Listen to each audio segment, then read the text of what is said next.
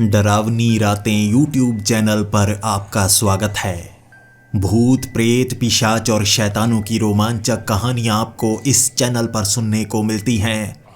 अगर आपको ऐसी ही वीडियोस देखना पसंद है तो हमारे इस चैनल को सब्सक्राइब करना ना भूलें। तो हेडफोन लगा लें, कमरे की लाइट्स ऑफ कर लें, क्योंकि ये वक्त हो रहा है डरने का।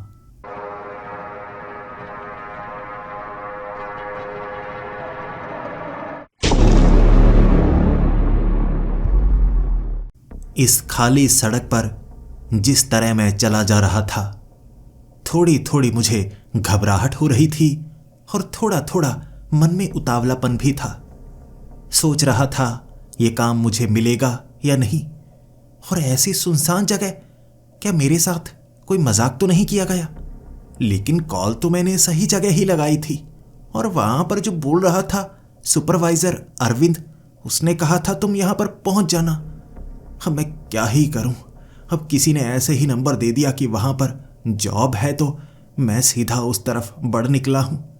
थोड़ा थोड़ा डर लग रहा है यार, ये जॉब मुझे मिलेगी या नहीं। मैं कॉल सेंटर में पिछले 3 सालों से काम कर रहा हूं। मानता हूं काम बहुत मुश्किल होता है और पूरी रात ये काम करना पड़ता है, लेकिन तनख्वाह ठीक ठाक मिल जाती है और मैं कोई और काम शायद कर नहीं सकता, क्योंकि मुझे बातें बनाना और बातें करना बहुत ज़्यादा पसंद है। पहली बार जब मुझे ये काम मिला था ना, सोच में पड़ गया था, क्या सच में बातें करने से मैं इतनी कमाई कर सकता हूँ। उस समय मुझे पता नहीं था कि इतनी कमाई की भी जा सकती है, लेकिन मेरी पहली जॉब ही एक कॉल सेंटर में थी और मुझे वो बहुत पसंद आई। बाकी सब थक जाया करते थे, मैं बातें करने से कभी नहीं थकता। चाहे दिन हो या रात हो, मैं बातें करता ही रहता हूँ। और मुझे लगता है यहां पर भी मैं बातें कर ही पाऊंगा ना। वैसे भी जब उस जॉब से मुझे निकाला गया, मैंने कोशिश तो की है पिछले 3 महीनों से, लेकिन अच्छा काम मिल ही नहीं पा रहा है। कॉल सेंटर में फ्रेशर बहुत ज्यादा आ गए हैं और तनख्वाह मिल नहीं पा रही है। अब यहां काम मिलेगा या नहीं। और मैं पीछे ही ऑटो वाले को कहकर उतर गया हूं। इस तरफ तो पुरानी वाली बिल्डिंग्स ही हैं और यहाँ आसपास तो मुझे वीरान सी जगह ही नजर आ रही है। मुझे लगता है मेरे साथ मजाक किया गया है। लेकिन चलते चलते उस पुरानी इमारत तक मैं पहुंच ही गया, जहां आगे एक पुराना बोर्ड भी लगा हुआ था, प्राइम कनेक्ट कॉल सेंटर। ठीक है, सही जगह तो मैं पहुंच ही गया हूं। अब इतनी पुरानी जगह कोई काम क्यों चला रहा होगा? हो सकता है बजट की कमी हो। चलो, मुझे क्या है, रात को ही काम करना है, क्योंकि मैं इस काम को छोड़ नहीं सकता। मेरे पास कोई काम नहीं है, किराया भी मुझे देना है और खाने पीने के वादे लगे पड़े हैं। मैं ये काम कर ही लूंगा। मैं आगे बढ़ा। जैसे ही बिल्डिंग के अंदर गया, पूरी तरह से सन्नाटा था। मैं सीढ़ियां चढ़ने लगा और जैसा मुझे बताया गया था, मुझे तीसरी मंजिल पर जाना है। और वहां पर कोई मिल भी जाए यार, अब भी डर लग रहा है। बाहर बोर्ड जरूर लगा हुआ है, लेकिन ये बोर्ड जैसे दशकों पुराना लग रहा है। हाथ से पेंट किया गया पुराना निशान सीढ़ियों पर चढ़ रहा था। वहां पर कई बल्ब लगे हुए थे, कुछ फ्लिकर कर रहे थे तो कुछ थोड़ी देर बाद जलते और कुछ समय के लिए बंद ही रहते। उसे मैं फ्लिकर नहीं कह सकता। और सीढ़ियों पर मेरे पैरों की आवाज इस तरह से गूंज रही थी जैसे यहां पर कोई आता जाता ही ना हो। सीढ़ियों पर मिट्टी भी काफी ज्यादा थी। अरे, यहां पर सफाई होती भी है या नहीं, ये बात मैं खुद से ही कर रहा था। अब थोड़ा थोड़ा डर भी लग रहा था। यार, आज पहली बार तो ऐसा लग रहा है हर रोज मुझे यहां पर ही तो आना होगा। मैं ये काम कर पाऊंगा? इतनी डरावनी सी ये इमारत है और तीसरी मंजिल पर चढ़ते वक्त इतना डर लग रहा है। भाई, भूतों पर मैं यकीन तो नहीं करता, लेकिन अब लग रहा है ऐसी जगह पर आया हूं कोई भूत ही ना चिपक जाए। लेकिन नहीं, काम नहीं छोड़ना है मुझे। चाहे जो हो, जैसी मुश्किल हो, काम करता रहूंगा।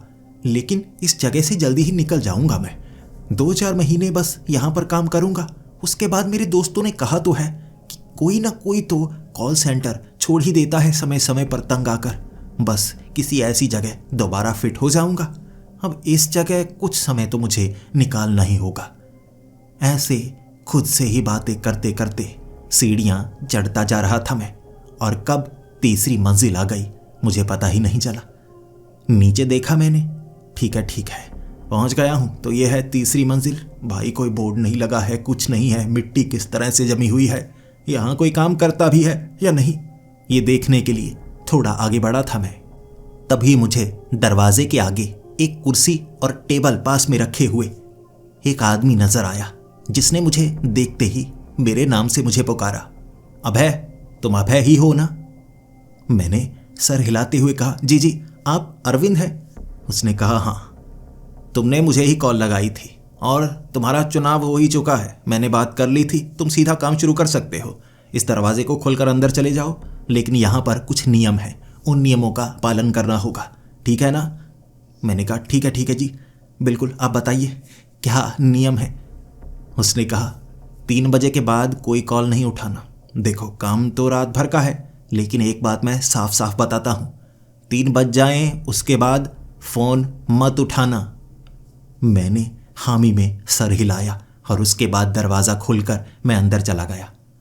ज़्यादा रोशनी नहीं थी अंदर, कुछ कंप्यूटर लगे हुए थे, कुछ लैंडलाइन फ़ोन्स, काफ़ी सारे टेबल थे जिन पर रखे हुए, लेकिन मेरे सिवा मुझे वहाँ पर कोई नज़र नहीं आया। पहले लगा कि मैं बाहर निकलकर कुछ पूछता हूँ, लेकिन तभी एक फ़ोन रिंग करने लगा। सबसे पीछे वाले उस टेबल पर रखा वो फ़ोन रिंग किया था, और जैसे ही मैंने भागकर उस फ़ोन को उठाया, ये फ़ोन अरविंद ने किया था और कहा था, ये वाला तुम्हारा टेबल है, अब यहाँ पर बैठ जाओ, उसके बाद जो भी कॉल आए उसका जवाब देना, बाकी इधर उधर झांकने की कोई ज़रूरत नहीं है, यहाँ पर तुम अकेले ही हो जो काम करने वाले हो, ठीक है ना? वो फ़ोन कट चुका था। मैंने उस फ़ोन को रखा और फिर मैं सोच में पड़ गया, अरे यार, ये कैसा कॉल सेंटर है, यहाँ पर मेरे सिवा कोई नहीं होगा। भाई, एक तो थोड़ी रोशनी कम है, कुछ बल्ब खराब लगते हैं, यहाँ पुराने वाली ये स्क्रीन और कंप्यूटर रखे हुए हैं, और ये लैंडलाइन कितनी पुरानी लगती है। भाई, डर का माहौल बनाया हुआ है, कैसा सस्ता जुगाड़ू कॉल सेंटर बनाया है। चलो, मुझे क्या, अब काम तो करना ही होगा। मजबूरी कभी कभी आपसे वो काम भी करवाती है जो आप नहीं करना चाहते, लेकिन क्या करें, करना पड़ता है। मैंने उस लैंडलाइन से हेडसेट अटैच किया, जल्दी से अपने कान पर लगा लिया, लेकिन तभी मुझे सांस की आवाज़ सुनाई दी। ऐसा लगा जैसे कोई अब भी लाइन पर हो, लेकिन मैंने तो फ़ोन रखा हुआ है। दोबारा से चेक किया, दोबारा वैसी आवाज़ नहीं आई, और मुझे लगा मेरे कान बज रहे होंगे। इतने साल ये काम किया है, कानों में थोड़ी सी परेशानी तो आने ही लगती है। फिर मैं इधर उधर देखता जा रहा था। सभी के सभी मॉनिटर ऑन थे, कंप्यूटर ऑन थे, और कुछ मॉनिटर थे जो कि फ्लिकर कर रहे थे। उनकी स्क्रीन कभी ब्लैक हो जाती तो कभी चलने लगती। कुछ बल्ब थे जो फ्लिकर कर रहे थे और बार बार मुझे डरा रहे थे। थोड़ा उठा मैं पानी पीने के लिए, लेकिन जैसे ही मैं उठता, जैसे हर लाइट बंद होकर चलती, मैं डर जाता। फिर मैं बैठा, तब भी ऐसा ही हुआ। मैंने 1-2 बार कोशिश की, ऐसा ही हो रहा था, और मुझे लगा, भाई कैसी कबाड़ सी जगह है, और क्या यहाँ मोशन सेंसर लगा हुआ है कि उससे ये बल्ब चलते हैं, या मुझे कोई डरा रहा है? भाई, ये क्या बात है? अरविंद से जाकर अब बात भी नहीं कर सकता। बाहर जाना रूल्स के खिलाफ ही होता है। इतनी जगह मैंने काम तो किया है, चाहे जो हो जाए, आपको दिल का दौरा पड़ जाए, लेकिन आप कमरे से बाहर नहीं निकल सकते। एक तो कॉल सेंटर में ऐसा रूल बनाया किसने है? कौन सा बेवकूफ़ था वो? अब मैं अपनी सीट पर बैठ गया था और मुझे लग रहा था कोई ना कोई कॉल तो आएगी ही, लेकिन वहां पर कोई कॉल नहीं आई। मैं इंतज़ार करता रहा। लगभग 15 से 20 मिनट बीत चुके थे, कोई कॉल नहीं आई। टाइम तो सही है, कॉल तो आनी चाहिए, और मुझे लग रहा था मुझे अकेले को ढेर सारी कॉल्स का सामना करना पड़ेगा, लेकिन यहाँ पर तो एक भी कॉल नहीं आ रही है। इसीलिए हेडसेट को पहने हुए ही मैं चेयर को थोड़ा सा टेढ़ा करके आराम करने लगा था, और मुझे लग रहा था अब अकेला हूँ, मुझे लगता है थोड़ा काम आसान भी होगा।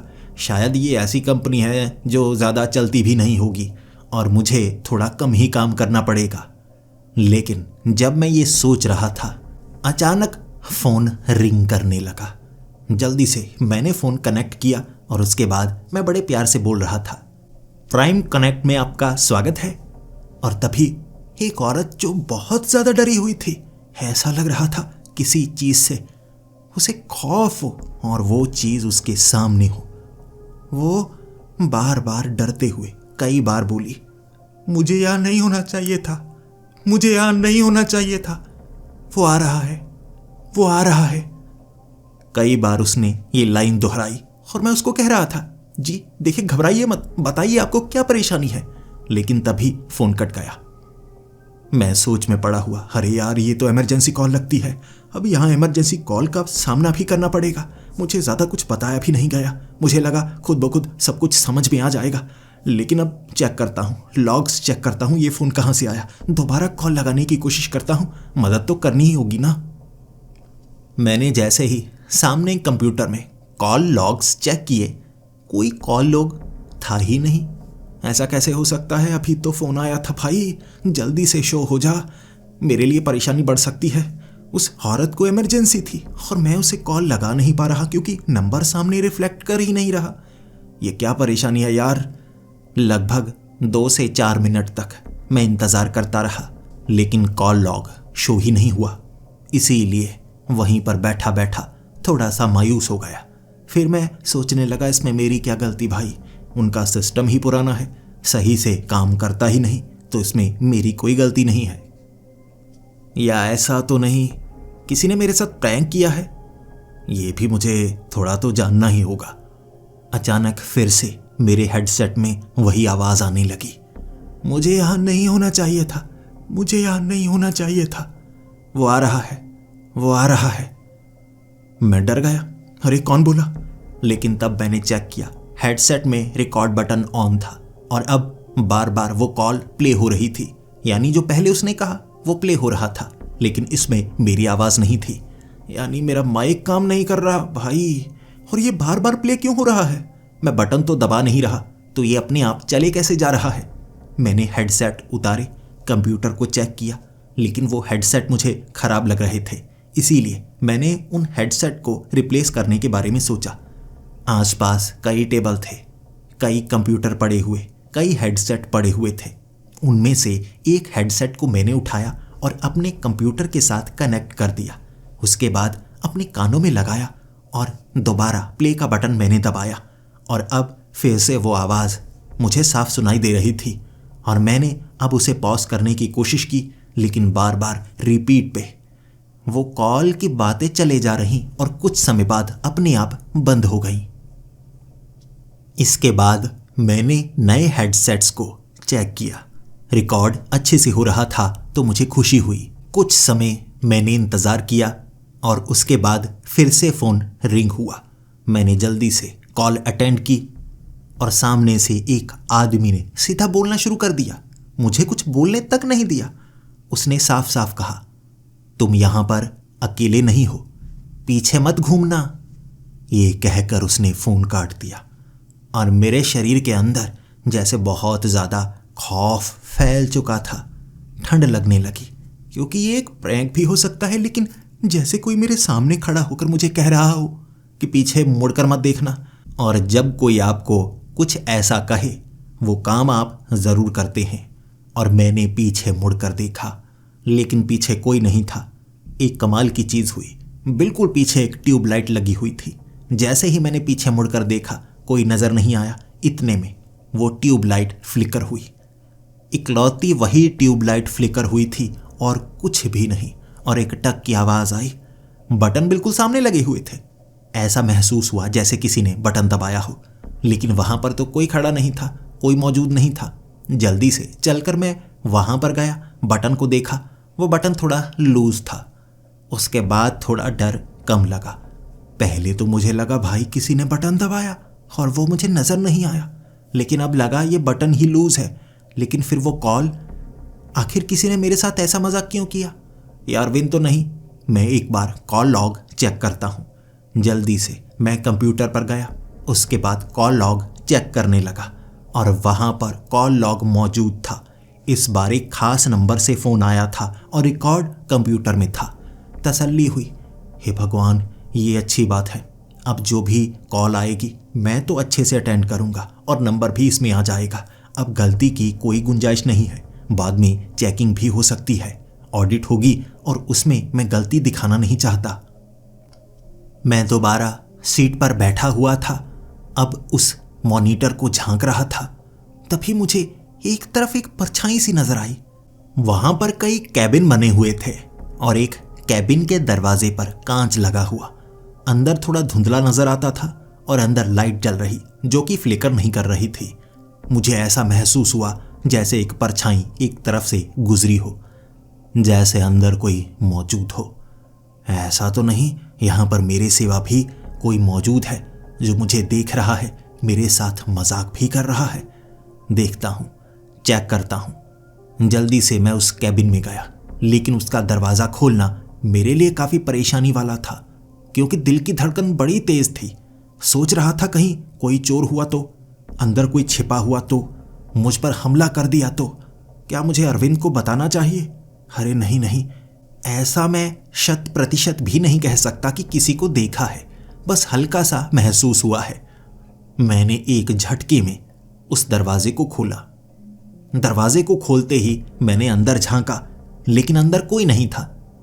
ज्यादा बड़ा कैबिन तो वो था ही नहीं, छोटा सा कैबिन था और उसके अंदर कोई मौजूद ही नहीं। फिर मैं खुद पर हंसा। अरे यार, क्या कर रहा हूं? अंदर तो कोई भी नहीं है, लेकिन मुझे लग रहा था जैसे अंदर कोई है। अरे वैसे ही परछाई बनी होगी, या हो सकता है ये ट्यूबलाइट फ्लिकर की हो। ऐसा तो होता ही रहता है।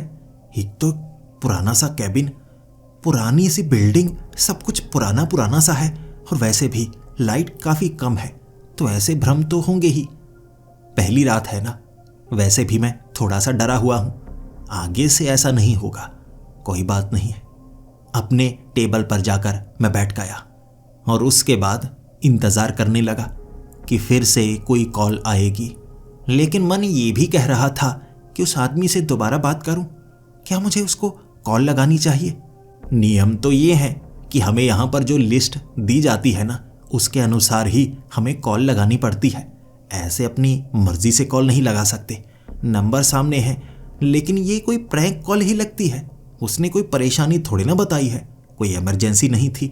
उस औरत की इमरजेंसी थी, लेकिन यहाँ उसका नंबर नहीं है। ऐसे खुद से बातें किए जा रहा था। समय बीता जा रहा था और मैं इंतजार किए जा रहा। इसके बाद मैं टाइम पास करना चाहता था। जब तक कोई कॉल नहीं आती तब तक मैं कंप्यूटर तो चेकआउट कर ही सकता हूँ। उसके बाद मैं कंप्यूटर अच्छी तरह से चेकआउट करने लगा, सर्च करने लगा आखिर इसमें क्या क्या मौजूद है। और मैंने ध्यान दिया, सिक्योरिटी कैमरास का एक आइकन बना हुआ था। मैंने उस पर क्लिक किया तो इस बिल्डिंग के सभी सिक्योरिटी कैमरास मैं एक्सेस कर पा रहा था, हमारे 3rd फ्लोर के। और मैंने देखा अलग अलग कमरे में कोई भी मौजूद नहीं है। मैं यहीं बैठे बैठे सब कुछ देख सकता था और मुझे लगा ये काम सही है। अगर यहाँ बाहर से कोई अंदर आने की कोशिश करता है वो भी मैं देख सकता हूँ। अरे यहाँ पर तो मैं अरविंद को भी देख सकता हूँ, बिल्कुल कुर्सी पर ऐसे बैठा हुआ है जैसे ठंड से अकड़ गया हो, यहीं पर अकड़ा हुआ नजर आ रहा है। एक एक करके अलग अलग सिक्योरिटी कैमरा मैं चेक करता जा रहा था। देखना चाहता था क्या मेरे सिवा यहाँ और भी कोई मौजूद है, मुझे सच भी बताया गया है या नहीं। देखता गया और मैं आकर टिका उस सिक्योरिटी कैमरा पर जो कि मेरे कैबिन का था। ऊपर लगा हुआ वो सिक्योरिटी कैमरा और मेरी इमेज उसमें साफ आ रही कि मैं कंप्यूटर चेकआउट कर रहा हूँ। लेकिन मेरी सांसें तो तब थम गईं जब एक काली परछाई या एक आदमी जो काले कपड़ों में हो मेरी पीठ के पीछे खड़ा नजर आया। कोई मेरे पीछे खड़ा है और मुझे पता तक नहीं। शरीर पूरी तरह से ठंडा हो गया और एक झटके में पीछे मुड़कर मैंने देखा, पीछे कोई नहीं था। भौचक्का सा होकर मैंने दोबारा सिक्योरिटी कैमरास चेक किए और इस बार उस कैमरे में कोई भी नजर नहीं आ रहा था। ये कोई ग्लिच हो सकता है या स्क्रीन पर कुछ लगा हुआ है।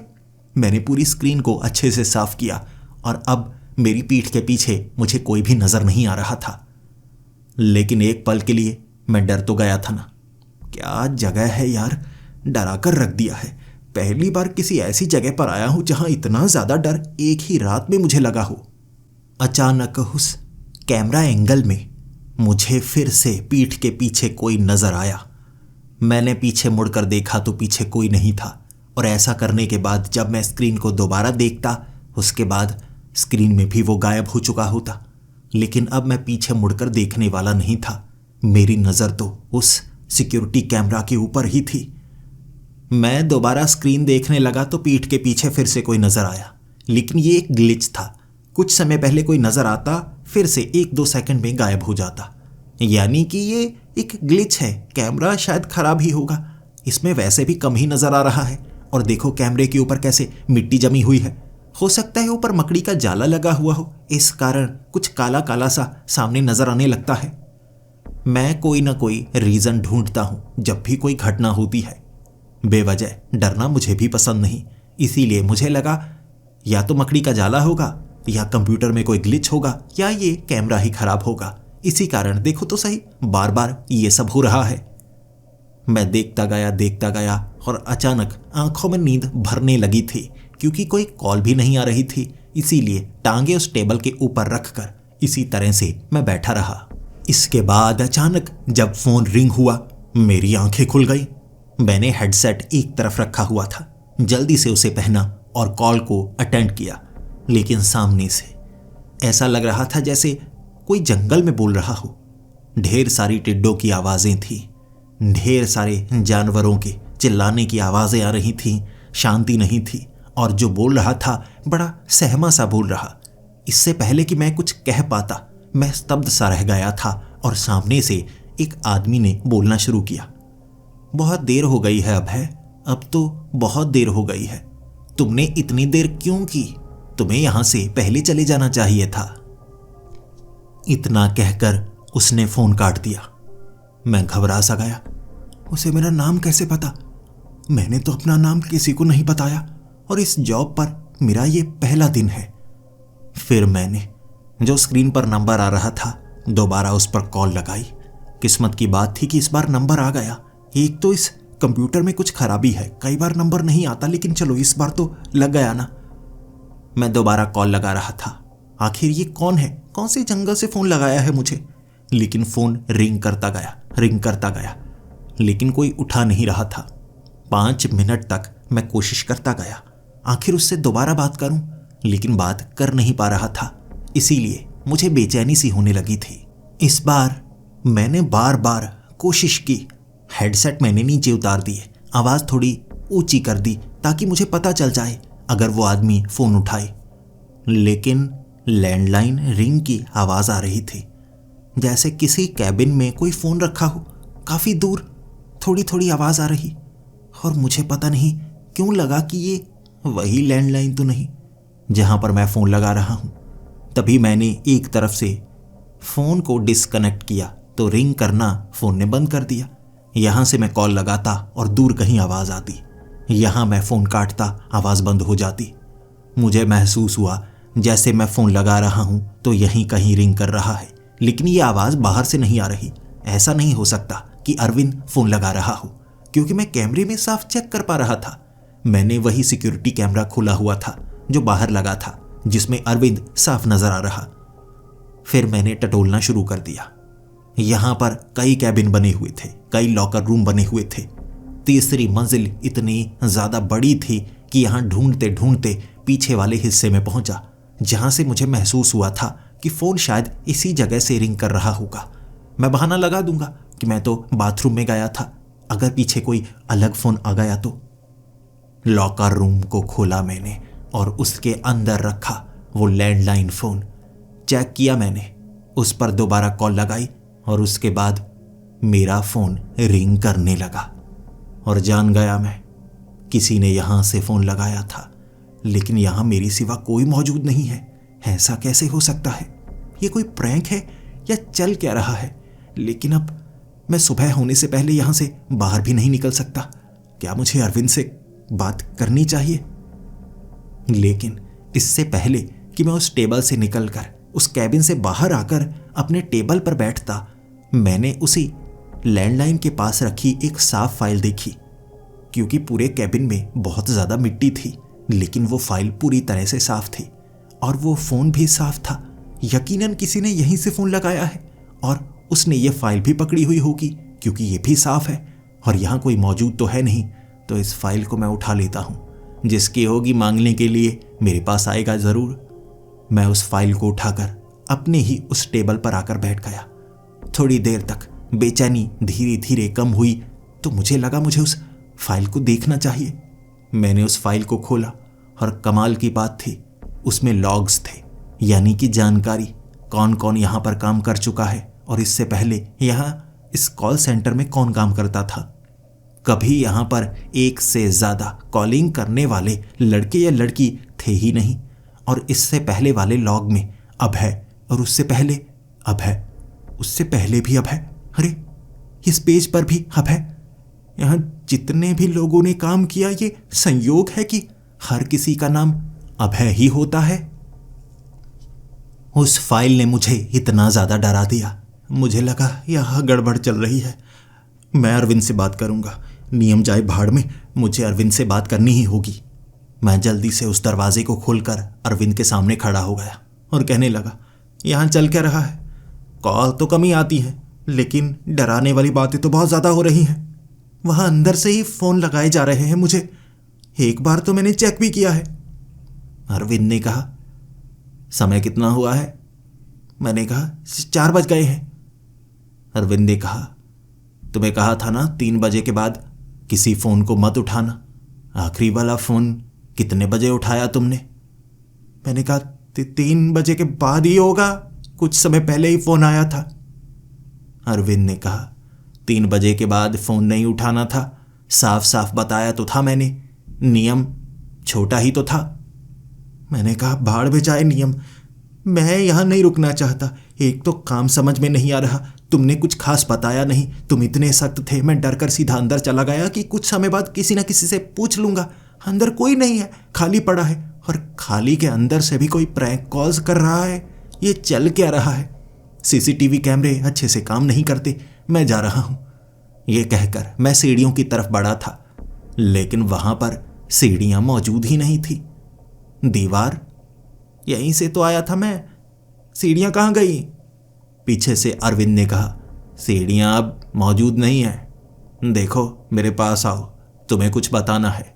मैं अरविंद के पास गया और डर तो पहले से मुझे बहुत ज़्यादा लग रहा। ऊपर से अरविंद ने कहा, मैं 1998 से यहाँ पर हूँ, मैं पहले कॉल करता था, इसी काम के लिए आया था, और उसके बाद से यहाँ पर सुपरवाइज़र का काम कर रहा हूँ। अब तुम्हें भी ऐसा ही काम करना होगा, यहाँ काम ऐसे ही चलता है। मैं गुस्से में उससे लड़ना चाहता था, लेकिन इससे पहले कि मैं उसके करीब पहुंच पाता, वो उठा और जहां सीढ़ियां थी उस दीवार के पार चला गया। जब मैंने उस दीवार को हाथ लगाया तो वो दीवार साधारण थी, फिर वो आर पार कैसे चला गया? इसका मतलब वो भूत था। डर कर दोबारा उस दरवाजे के पार आ गया। मैं अब अपने कैबिन में छिपकर बैठना चाहता था, लेकिन सभी लाइट्स फ्लिकर करने लगी। ऐसा लग रहा था जैसे ये जगह भूतिया हो, चाहे वो कंप्यूटर हो या लाइट्स हों, सभी कुछ फ्लिकर कर रहा, जल रहा, बुझ रहा, जल रहा, बुझ रहा। ऐसा होता जा रहा था और मैं डरता जा रहा था। ऐसा 5-10 मिनट तक होता रहा। उसके बाद सब कुछ सही हो गया। फिर अचानक हर एक कैबिन में थोड़ा थोड़ा धुआं उठने लगा। कुछ भी सड़ नहीं रहा था, बाहर से धुआं नहीं आ रहा था, अपने आप कहीं ना कहीं से तो धुआं पैदा हो रहा था, जिसकी दुर्गंध तक नहीं थी। धुंध की तरह धीरे धीरे वो घनी धुंध या कहूँ धुआं फैलता जा रहा था, और मुझे यहाँ पर सिकुड़े हुए बहुत समय हो गया था।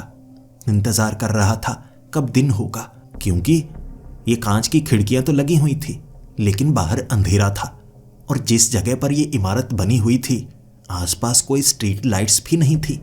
बस इंतज़ार दिन का मैं करता जा रहा और डर बढ़ता जा रहा। अचानक किसी के चलने की आवाज़ हुई। थप थप वो पैर, जैसे कोई नंगे पांव पानी के ऊपर रख रहा हो। ये थप थप की आवाज धीरे धीरे करीब आती जा रही थी और बिल्कुल कैबिन के उस दरवाजे के पास कोई रुका, जिसकी हल्की सी परछाई वो कांच के ऊपर पड़ रही थी। लेकिन ये कौन था मुझे नहीं पता। जैसे ही दरवाजा खुला, कोई खून से सना हुआ था।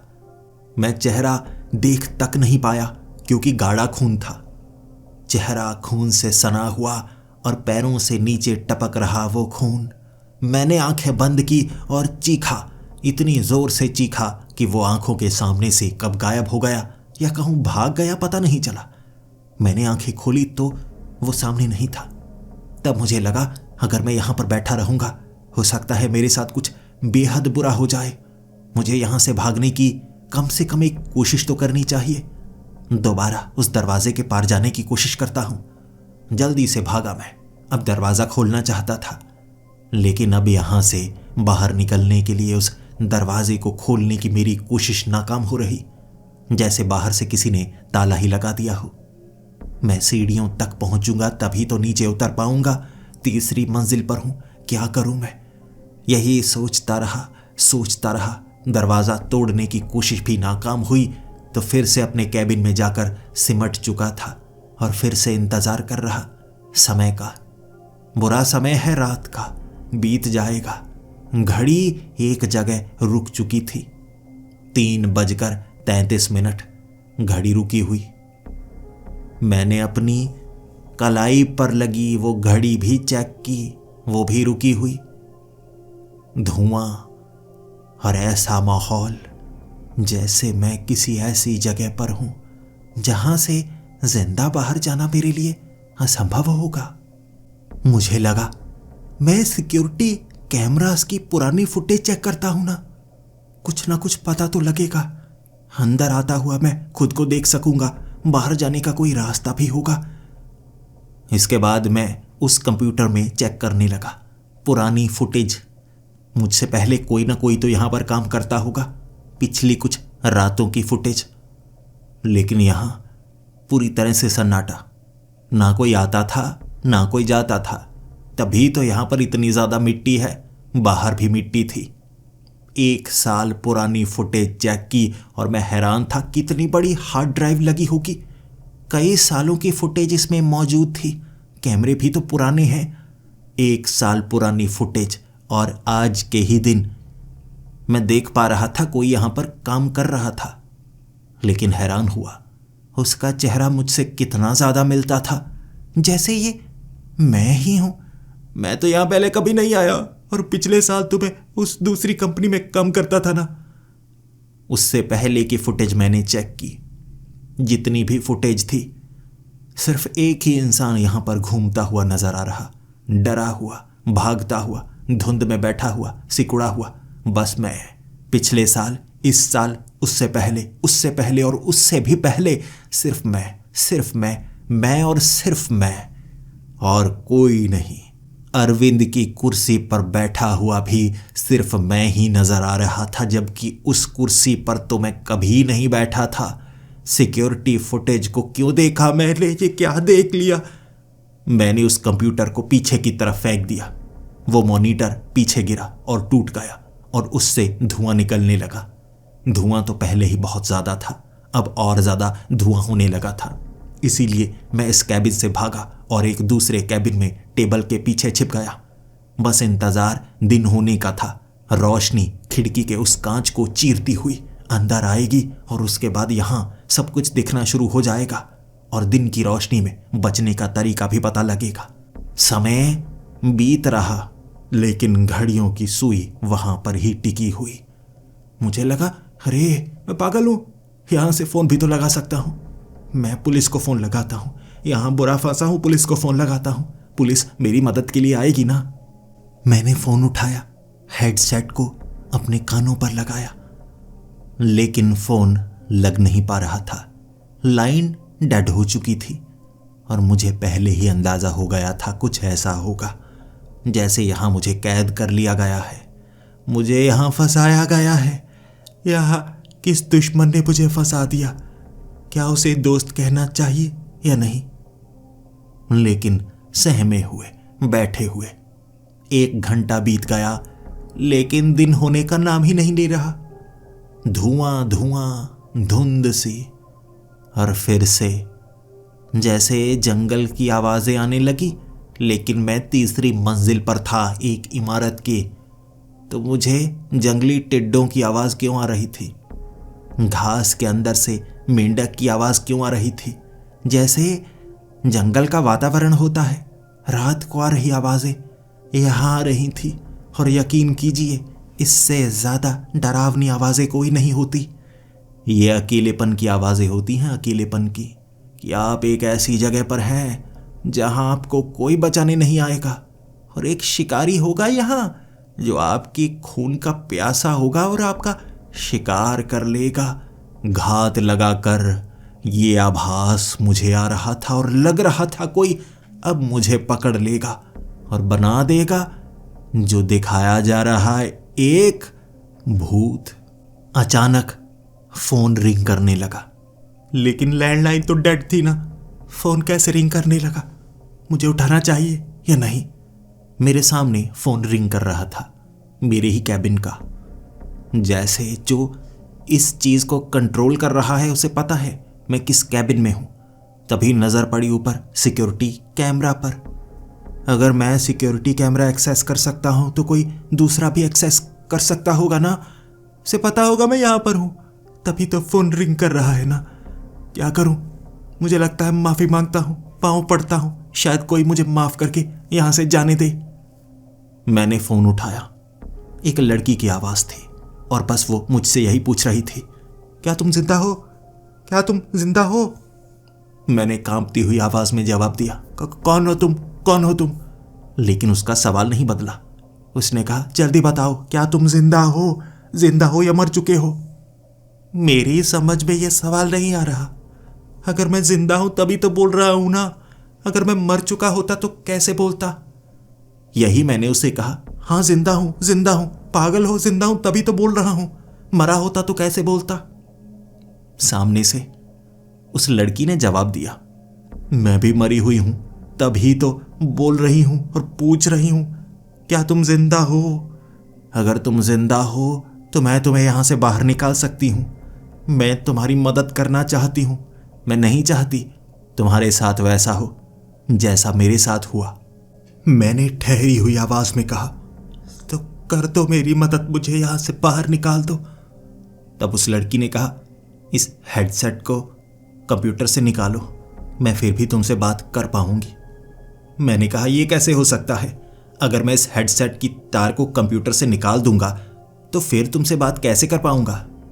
उसने कहा, करके तो देखो, यहां तुम्हारी सोच से परे सब कुछ होता है। तुम जैसा जानते हो भूल जाओ, जैसा मैं कहती हूं वैसा करो। मैंने तार को निकाला और कमाल की बात, वो अब भी मुझसे बात कर पा रही थी।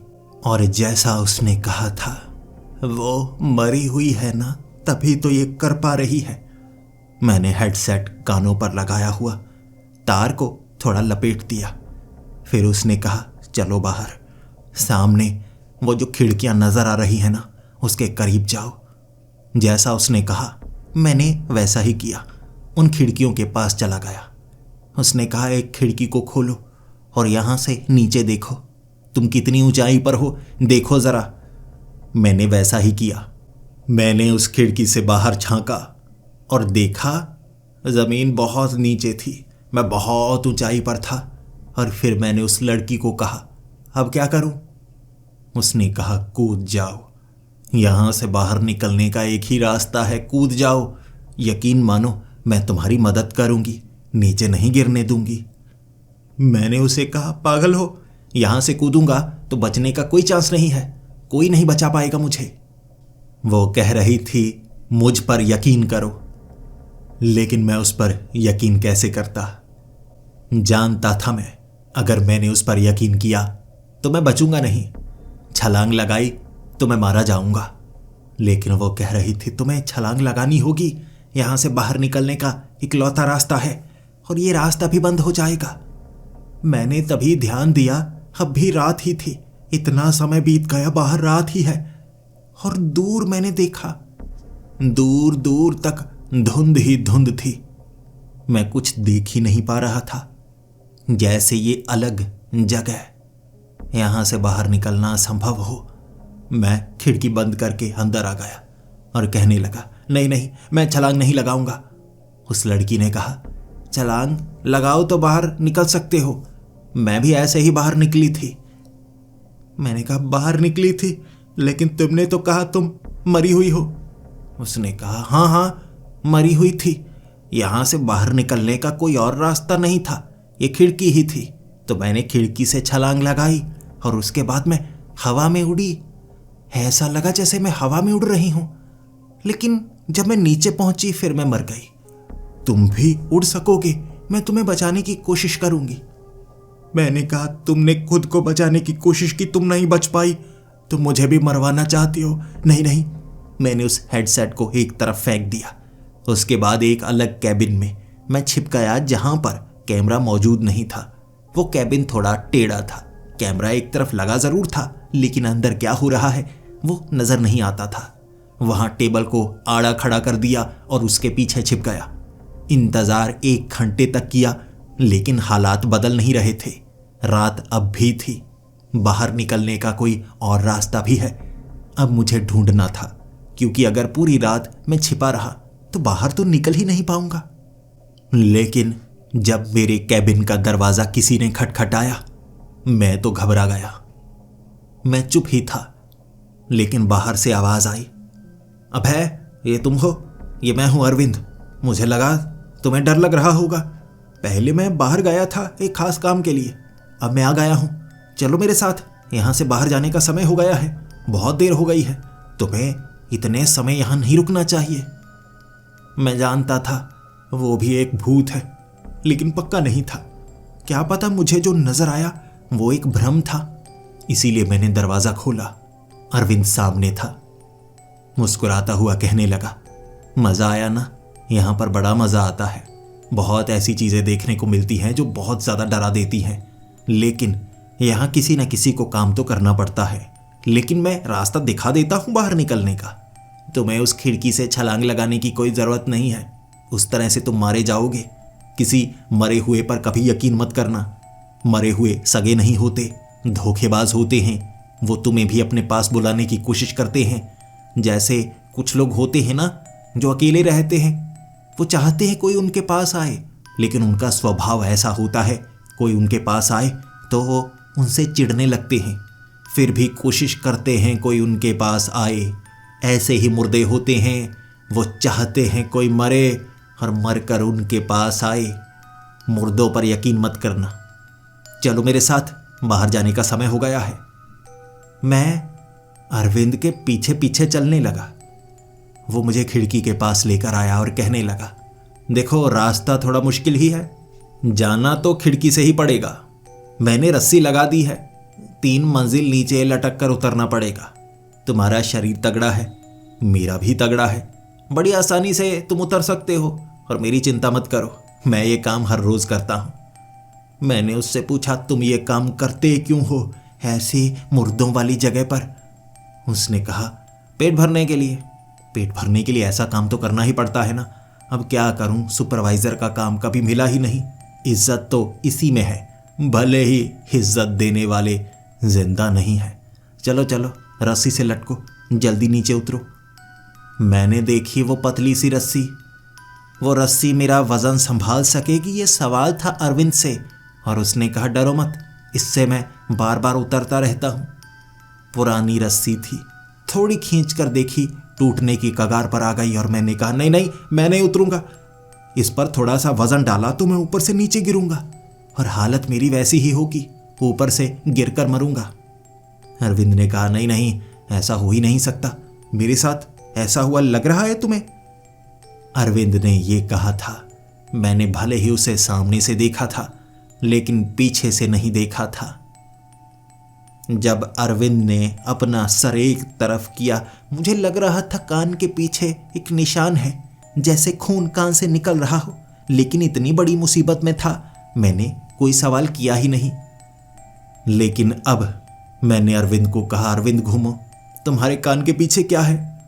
अरविंद मुस्कुराने लगा। अरे कुछ नहीं, तुम उतरो तो सही रस्सी से। मैंने उसे कहा, नहीं, मैं उतरने वाला नहीं। फिर अरविंद पीछे घूमा मुस्कुराते हुए। उसके सर के पीछे इतना बड़ा जख्म था और सर का पीछे वाला हिस्सा, उसमें छेद हुआ पड़ा। एक पत्थर था जो सर के पीछे फंसा हुआ। मैं देख ही नहीं पाया, बाहर अंधेरा था ना। जब वो सीढ़ियों के पार पहुंचा, उस दीवार के आर पार, तब देख नहीं पाया था मैं। ये जिंदा नहीं हो सकता, ये जिंदा नहीं हो सकता। ये बात सोचकर मैं भागा उसी कैबिन की ओर और पीछे से हंसने की आवाज थी अरविंद की।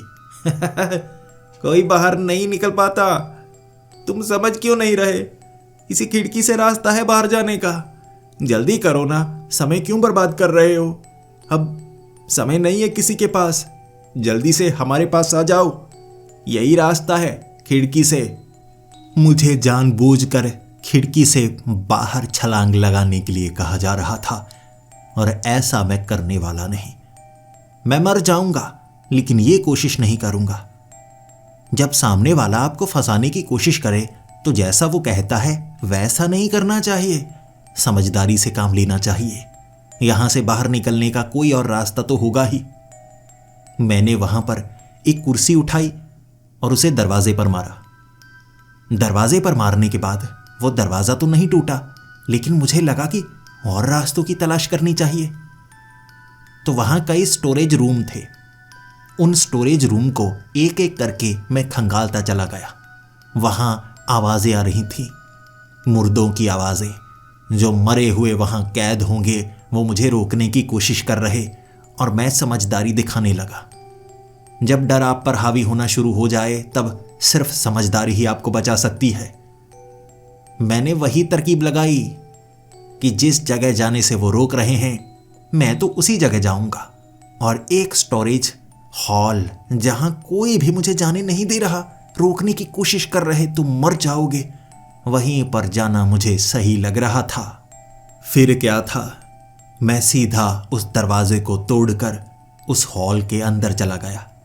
वहां कई शेल्फ लगी हुई थी, कई अलमारियां रखी हुई जो कि लोहे की थी। वहां से बाहर निकलने का कोई रास्ता मुझे साफ नजर तो नहीं आ रहा, लेकिन फिर भी उन अलमारियों को हटाता चला गया और एक अलमारी के पीछे छेद था। वहां एक पीछे कमरा था जहां कबाड़ रखा हुआ, उसे छिपाया गया था उस अलमारी के जरिए। वो आवाजें चीख रही, मत करो मत करो, लेकिन मैं उस कमरे में गया टॉर्च लेकर। वहां पर मुझे मरे हुए चूहे, कपड़े वगैरह ढेर सारी चीजें दिखी। मुझे वहां एक छेद नजर आया। छत पर एक छेद बनाया गया था। नीचे देखा तो नीचे वाला फ्लोर। यहां से छलांग लगाऊं या क्या करूं मैं? वो आवाजें बाहर से आ रही, लेकिन इस कमरे में कोई आवाज नहीं थी। यहां पर पैरों के निशान नजर आए, मिट्टी पर बने हुए बड़े बड़े पैरों के निशान। शायद ये खून से सने हुए जूतों के निशान थे जो पक्के हो गए थे। इस छेद से नीचे उतरना ही सही होगा। तीसरी मंजिल से मैं बाहर छलांग लगाऊंगा तो नीचे गिरने पर जिंदा बचने की कोई चांस नहीं, लेकिन एक मंजिल से छलांग लगाऊंगा नीचे वाले फर्श पर तो बच सकता हूं। मैंने दिमाग लगाया। बाहर कई कैबिन में कुर्सियों के ऊपर बड़ी बड़ी गद्दी लगाई गई थी। मैंने वहां जाकर वो सारे कुशन उठाए, नीचे फेंकता चला गया उस छेद में। मुझे रोकने की कोशिश हो रही थी, डराने की कोशिश हो रही थी। आवाजें ऐसी, हर चीज हिलने लगी थी, लेकिन मैं रुक नहीं रहा। ढेर सारे कुशन मैंने नीचे फेंके, बड़े बड़े पिल्लो मैंने नीचे फेंके, गद्दा सा बना दिया और उस छेद से मैंने छलांग लगाई। उन गद्दों के ऊपर गिरा था।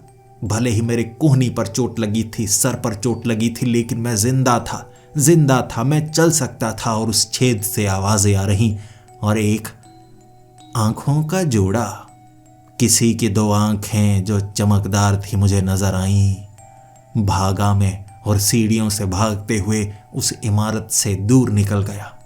उस इमारत से चीखने की आवाजें आ रही और मैं भागता गया। दूर निकल गया।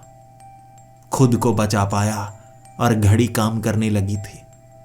3:34 हो गए और इतने समय से 3:33 पर रुका हुआ था, जैसे समय दूर निकल गया। जख्मी था तो सबसे पहले एक ही जगह जाना चाहता था, पुलिस स्टेशन, क्योंकि मैं ऐसी जगह से निकल कर आया था जिसकी जानकारी देनी होगी। और पुलिस स्टेशन में मैंने अपनी कंप्लेंट दर्ज करवाई कि मुझे मारने की कोशिश हुई है। उन्होंने पूछा किसने मारने की कोशिश की। मैंने कहा भूतों ने। हंसे थे कई लोग, लेकिन इंस्पेक्टर जो कि उस इलाके को जानते थे, उन्होंने साफ साफ मुझसे पूछा था, वो प्राइम कनेक्ट कॉल सेंटर वाली इमारत, तुम उसकी बात तो नहीं कर रहे? मैंने कहा हाँ, तीसरी मंजिल। तब वो चुप हो गए और मुझे एक कमरे में लेकर गए और कहने लगे, देखो तुम्हारी कंप्लेंट मैं दर्ज करूं तो कैसे करूं? अब ऐसी कंप्लेंट्स ढेर सारी आ चुकी हैं जिसका कुछ नहीं किया जा सकता। अब मैं कल बताऊंगा तुम्हें जब वहां लेकर जाऊंगा। 2 पुलिस वालों के साथ इंस्पेक्टर वहां पर गए। वहां पर कुछ नहीं, सीढ़ियां, मिट्टी, कोई सामान नहीं, कुछ नहीं। और फिर इंस्पेक्टर ने मुझे जानकारी दी। लगभग 17 साल पहले इस इमारत में वो कॉल सेंटर हुआ करता था, लेकिन उसके बाद यहां 1-2 हादसे हुए। खिड़की से छलांग लगाकर कुछ लड़के लड़कियों ने आत्महत्या कर ली, जिसके बाद इस कॉल सेंटर को बंद कर दिया गया। लेकिन उसके बाद भी कुछ लोग यहां पर मरते रहे। इसे सुसाइड पॉइंट कहा जाने लगा, लेकिन किसी को पता नहीं था यहां लोग मरने क्यों आते हैं, जब तक कोई यहां से बचकर नहीं निकला था। एक लड़का खून से सना हुआ उस छेद के जरिए बचकर निकला था। तुम भी उसी छेद से बचकर निकले हो ना? मैंने कहा जी, वही रास्ता है बचने का। उन्होंने कहा बचने का वो रास्ता तो है, तुम भी बच गए, वो लड़का भी बचा था, लेकिन जो बच नहीं पाते उनके साथ ऐसा कुछ होता है। मैं जानता हूं वहां क्या हुआ होगा। उस लड़के ने जो बताया तुम्हारे साथ भी वैसा ही हुआ होगा। मैंने अपनी कहानी बताई जो बिल्कुल समान थी उस लड़के के जो बचकर निकला था मेरी तरह। और मैंने बताया क्यों लोग वहां पर आत्महत्या करते हैं।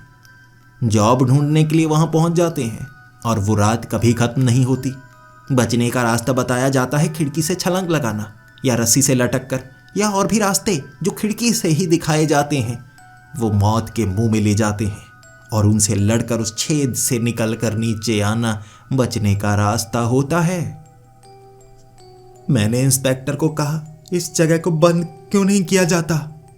उन्होंने कहा बंद किया तो जाता है, लेकिन रात के वक्त ये जगह बदल जाती है, अपने आप खुल जाती है, और लोगों को कॉल आती है। कोई अरविंद नाम का लड़का जो यहां पर बुलाता है, और जो अंदर जाता है फिर क्या होता है तुम जानते ही हो। उनकी बातों ने मुझे डरा दिया था, लेकिन अब मैं यहां से बच गया था और मुझे कहा गया तुम यहां दोबारा मत आना, और जो जान पहचान वाले हैं उन्हें यह बता देना, लेकिन ज़्यादा बताने की कोशिश मत करना, तुम पागल साबित हो जाओगे अगर मैं तुम्हारी कहानी में घुसा। समझ रहे हो ना? अगर मैं ये कहूँगा कि ये बात सच है तो मुझे पागल साबित कर दिया जाएगा। भूतों पर कोई यकीन नहीं करता, कोर्ट में भूतों की कहानियों को साबित नहीं किया जा सकता, इसीलिए मैं नौकरी से हाथ धोना नहीं चाहता। लेकिन तुम्हें समझा रहा हूँ, अपने दोस्तों को जो जॉब की तलाश कर रहे हैं इस इमारत से दूर रहें।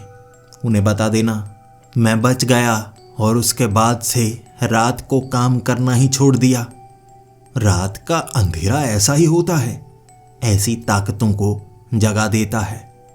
और रात के वक्त किसी ऐसी जगह पर फंसना मौत के मुंह में जाने के बराबर होता है।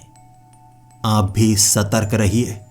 अगर कोई आपको रात के वक्त किसी ऐसी जगह पर जाने को कहता है तो हमेशा बचिए। इस रात के अंधेरे में आपको पता तक नहीं लगेगा आप भी एक ऐसी ही अनहोनी की कहानी का हिस्सा बन सकते हैं।